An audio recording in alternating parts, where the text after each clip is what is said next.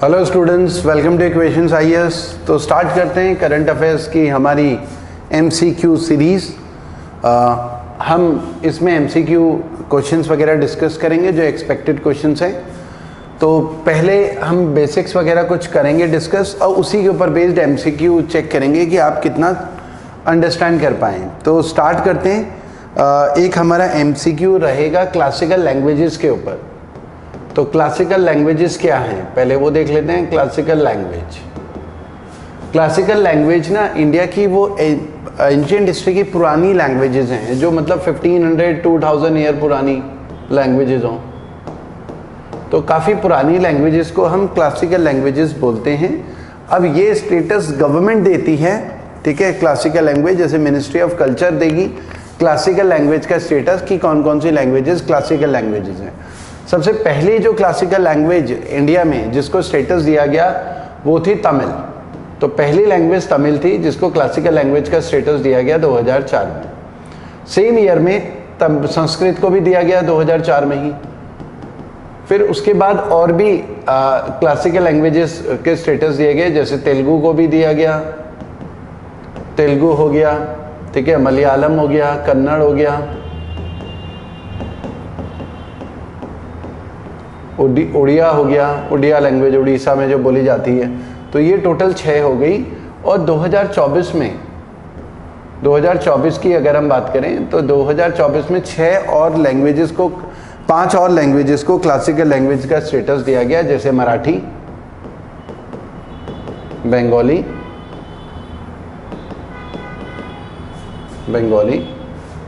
और असमीज, पालियन प्राकृत। तो आपको ये सारी लैंग्वेजेस रटी हुई होनी चाहिए, एग्जाम में आने के चांसेस होते हैं क्योंकि 2024 में 5 लैंग्वेजेस को क्लासिकल लैंग्वेज का स्टेटस दिया गया, तो सारी पता होनी चाहिए। टोटल इस समय इन सबको जोड़ें तो टोटल हमारे पास 11 हो गई। 6 पहले थी, 5 2024 में दी गई। सबसे पहली क्लासिकल लैंग्वेज हमारी तमिल थी 2004 में जिसे स्टेटस दिया गया। तो एक तो हमारा ऑब्जेक्टिव क्वेश्चन इसके ऊपर बेस्ड है जो अभी हम करेंगे स्टडी। और उसके अलावा एक हमारा क्वेश्चन है जीपीएस स्पूफिंग। जीपीएस क्या है? Global positioning system. यूएस की सैटेलाइट हैं, 24 से ज़्यादा सैटेलाइट हैं, अर्थ के चक्कर मार रहा है। जीपीएस सैटेलाइट किसके काम आती है? नेविगेशन। जैसे आप गूगल मैप खोलते हैं तो नेविगेशन रास्ता बताता है, नेविगेट करना कि लेफ्ट मुड़ना, राइट मुड़ना, कितने किलोमीटर जाने के बाद कहाँ जाना है, तो इसे हम नेविगेशन बोलते हैं, ठीक है। वीडियो को लाइक जरूर कर लें स्टूडेंट्स। जिन लोगों ने चैनल को सब्सक्राइब नहीं करा है चैनल को सब्सक्राइब करें। तो नेविगेशन के काम आती है जीपीएस सैटेलाइट। तो जीपीएस स्पूफिंग क्या है? अब ये नेविगेशन के काम आता है। नेविगेशन केवल सड़क में चलने वाली गाड़ियों के काम नहीं आता, इसलिए शिप में भी काम आता है जीपीएस नेविगेशन, या एयरक्राफ्ट में भी काम आता है।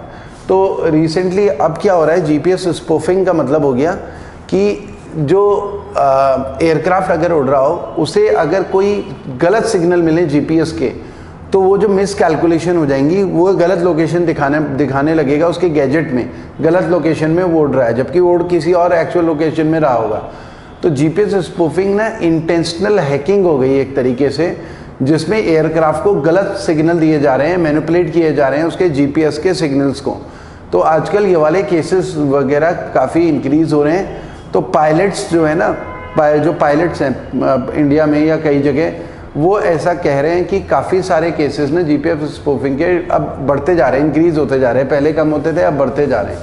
तो अभी रिसेंटली हमारा जो एयरक्राफ्ट है इंडियन एयरफोर्स का ट्रांसपोर्ट एयरक्राफ्ट, वो म्यांमार गया था हेल्प के लिए। वहाँ पर मार्च में अर्थक्वेक आया था म्यांमार में, तो वहाँ पर हेल्प के लिए ह्यूमैनिटेरियन एड वगैरह लेके गया था। तो वहाँ भी जीपीएस स्पूफिंग का केस आया था हमारे एयरक्राफ्ट में, एयरफोर्स के ट्रांसपोर्ट एयरक्राफ्ट में, तब भी ये न्यूज़ में था।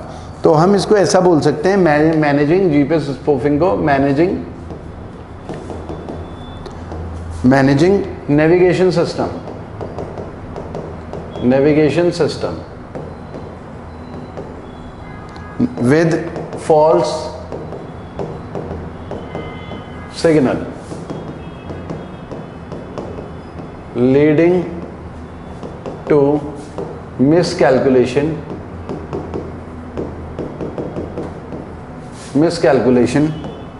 Of positions.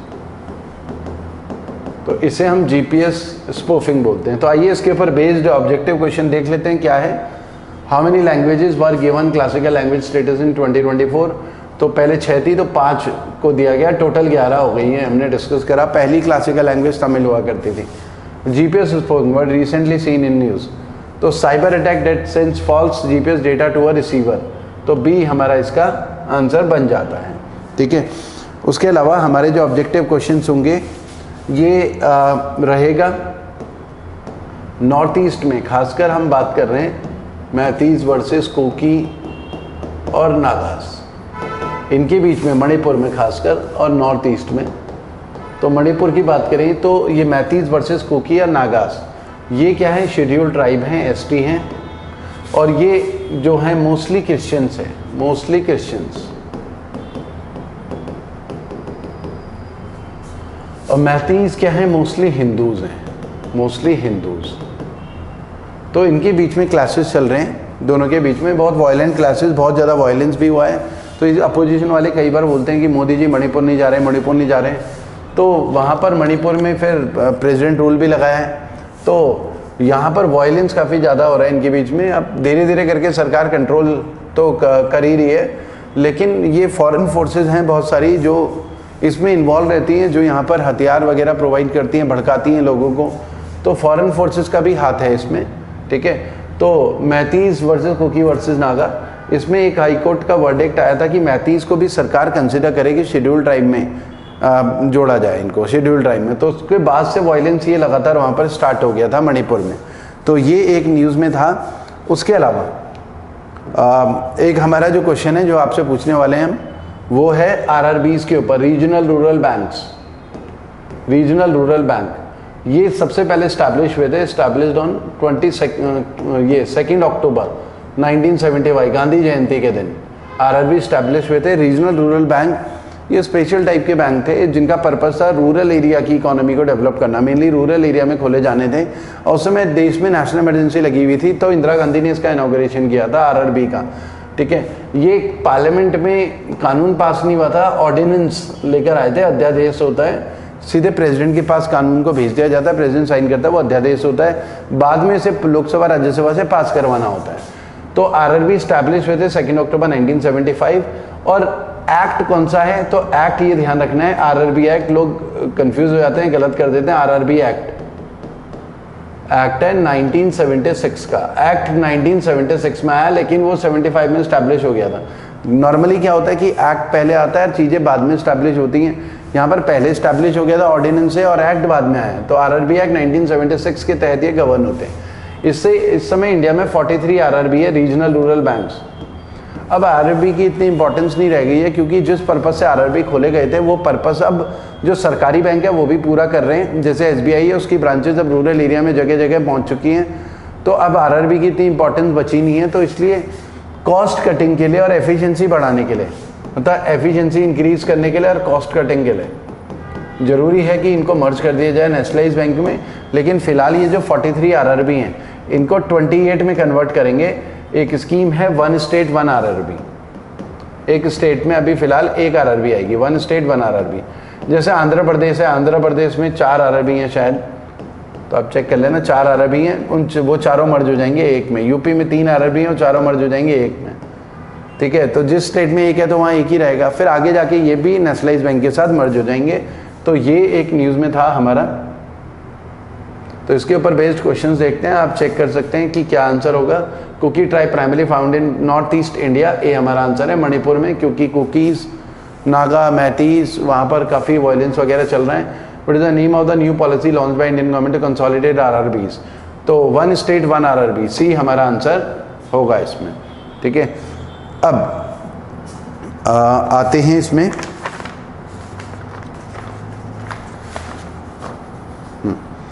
हमारे पास एक एंजल टैक्स के ऊपर एक क्वेश्चन है, एंजल टैक्स।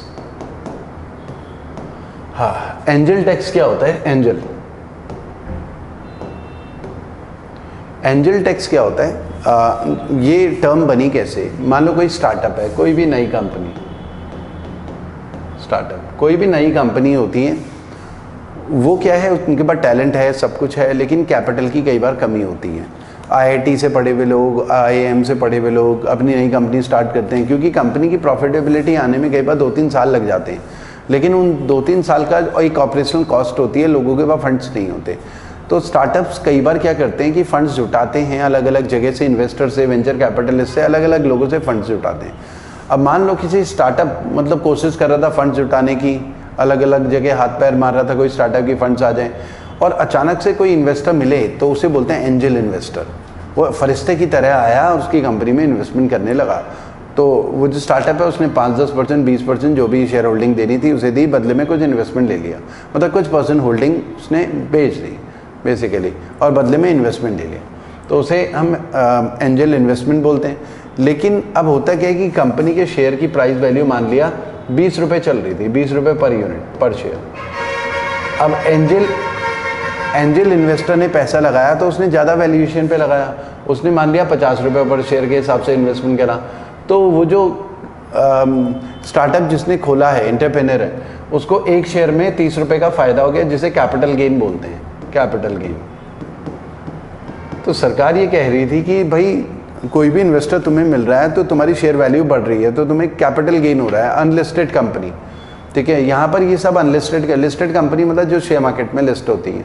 यहाँ पर एंजल इन्वेस्टर किन्हें मिल रहा है, जो अनलिस्टेड कंपनी है उन्हें, ठीक है, जो शेयर मार्केट में लिस्ट नहीं है। हाँ, तो कैपिटल गेन हो रहा है। तो सरकार ये बोल रही है कि भाई अगर तुम्हारे पास 100 करोड़ का इन्वेस्टमेंट है तो उस तुम्हें जितना कैपिटल गेन हुआ है आपको उतना टैक्स पे करना पड़ेगा, जिसे एंजल टैक्स बोला जा रहा है। तो यहाँ पर कोई भी स्टार्टअप, उसे कोई भी इन्वेस्टमेंट मिल रहा है तो सरकार कह रही है कि इस इन्वेस्टमेंट की वजह से आपको कैपिटल गेन जो हुआ है उसको, उसके ऊपर आपको टैक्स देना पड़ेगा, ठीक है। तो उसे एंजल टैक्स बोला जा रहा था। अब इसको क्रिटिसाइज भी किया जाता है, हालांकि सरकार का इरादा तो ये था कि क्योंकि बहुत सारे लोग अपना ब्लैक मनी वाइट करने के लिए भी ऐसी फेक कंपनी बिना किसी ऑपरेशन के, और फिर ऐसा दिखाते थे कि हमें इन्वेस्टर मिल गए, और अपना ब्लैक मनी को वाइट में कन्वर्ट करते थे। हालांकि उस पर्पज़ से था, लेकिन इससे क्या हो रहा था कि जो ट्रू जो स्टार्टअप्स हैं, एंटरप्रेन्योर हैं, वो वाली जो चीज़ है वो किल हो रही थी, ठीक है। क्योंकि किसी जेन्युइन जो स्टार्टअप है उसे इन्वेस्टमेंट मिल रहा था तो सरकार को इतना टैक्स देना पड़ रहा था, तो स्टार्टअप्स किल होंगे। तो यहाँ पर सरकार ने फिलहाल क्या कर दिया है, 2024-25 का जो बजट था, 24-25 का जो बजट था, उसमें एबॉलिश कर दिया है, abolished angel tax on all types of categories, ठीक है। तो गवर्नमेंट ने अनाउंस करा abolish angel tax on all classes of investors. Angel tax सारे क्लास ऑफ इन्वेस्टर्स के लिए एंजल टैक्स फिलहाल खत्म कर दिया है, to boost startups and support to innovation. Innovation को सपोर्ट करने के लिए और स्टार्टअप्स को बूस्ट देने के लिए ये इसमें किया गया है, ठीक है। तो एक तो ये न्यूज़ में रहा है। उसके अलावा एक माजुली आइलैंड से रिलेटेड क्वेश्चन है आगे, ये हम पहले भी कई बार कर चुके हैं discuss. Majuli island, Majuli island जो है ये रिवर आइलैंड है, रिवर आइलैंड, रिवर आइलैंड, और ये वर्ल्ड का सबसे बड़ा रिवर आइलैंड है, वर्ल्ड्स लार्जेस्ट, ऐसा लिख लेते हैं, वर्ल्ड्स लार्जेस्ट रिवर, दुनिया का लार्जेस्ट रिवर आइलैंड है। कहाँ? ऑन ब्रह्मपुत्रा, ब्रह्मपुत्रा नदी में, इंडिया में ही है ब्रह्मपुत्रा नदी, आसाम, ब्रह्मपुत्रा रिवर आसाम। तो ब्रह्मपुत्रा रिवर आसाम में है, इंडिया का सबसे बड़ा रिवर आइलैंड है माजुली आइलैंड। तो जो ब्रह्मपुत्रा नदी आती है वो जैसे 2 हिस्सों में बढ़ जाती है, वहाँ पर ना सुबनसिरी रिवर भी इसके साथ मिलती है, सुबनसिरी रिवर, वो भी इसकी ट्रिब्यूटरी है। जहाँ पर ये माजुली आइलैंड बनता है वहाँ पर सुबनसिरी रिवर भी मिलती है, ठीक है। तो ऐसे करके फिर रिवर जो है आगे जो है कनेक्ट हो जाती है, लैंड हो गया और ये किनारे किनारे रिवर होगी और फिर वो कनेक्ट हो जाती हैं। तो सुबनसिरी रिवर भी वहाँ पर मिलती है, सुबनसिरी रिवर। एक लोहित रिवर भी है, वो भी वहाँ पर आसाम की, वो भी मिलती है वहाँ पर, लोहित रिवर, ठीक है। तो आइए इसके ऊपर बेस्ड क्वेश्चंस देखते हैं कि क्या इसमें क्वेश्चंस बन सकते हैं। Which are the following statements on angel, consider the following statement angel tax. It is a tax on excess capital raise by unlisted company, unlisted मतलब शेयर मार्केट में लिस्ट नहीं, करेक्ट है, company through issue of shares via fair market value above share. तो तो ये correct है, A answer है। Angel tax हमने यही बात करी। और ये तो लिस्टेड कंपनी है, लिस्टेड कंपनी का तो होता ही नहीं है, इसलिए ये रॉन्ग हो गया। प्रॉफिट, ये प्रॉफिट भी नहीं है, ये भी नहीं है, तो हमारा ए आंसर हो जाता है 30 का। Which are the following river contribute the formation of Majuli island. ये माजुली आइलैंड, अब देखो इसको ना एलिमिनेशन प्रोसेस से भी कर सकते हैं। जैसे गंगा यमुना तो है ही नहीं, उसे एलिमिनेट कर दिया, ठीक है, वहाँ पर तो नहीं होगा माजुली आइलैंड, ठीक है। कोसी नदी ये सौरव बिहार है। तीस्ता रिवर ये सिक्किम से निकलती है और वेस्ट बंगाल से होते हुए बांग्लादेश में एंटर कर जाती है, ये भी नहीं। ब्रह्मपुत्रा, सुबनसिरी और लोहित रिवर, तो सी हमारा आंसर बन जाता है, सी हमारा आंसर बन जाता है, ठीक है। तो आज के वीडियो में स्टूडेंट्स इतना ही करते हैं, फिर नेक्स्ट वीडियो में इससे आगे हम कंटिन्यू करेंगे। Thank you.